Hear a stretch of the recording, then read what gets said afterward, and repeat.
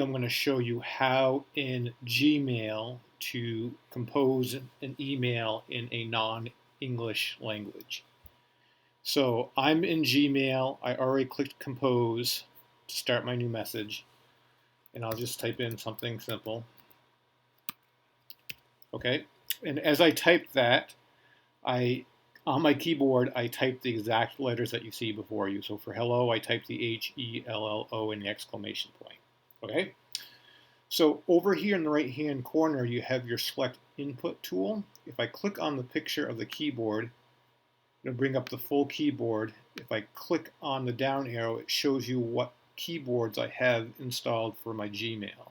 So right now I have English and I have English selected. But let's say I go down to input tool settings. If I do that, it's going to pull up a bunch of different keyboards. Now you notice there's an option to edit the keyboard with like the pencil, then there's the actual keyboard itself, which has the picture of the keyboard. So let's say I decide to pick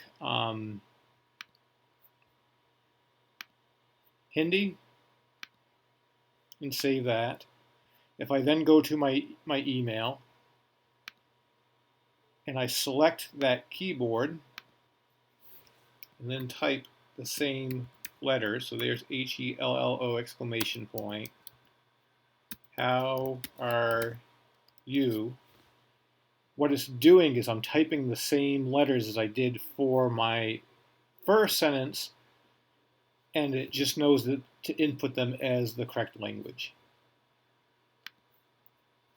Now, you can at any point go in there, you can go back to your input tool settings, you could add additional keyboards, or you could always select and remove keyboards. One of the things I notice is that if you have an email message open and you remove a keyboard, and sometimes when you click on your options, it will still show that keyboard until you delete the message or send the message or refresh your browser. There's definitely a lag after you remove the keyboards, but they will remove after you do some next kind of action.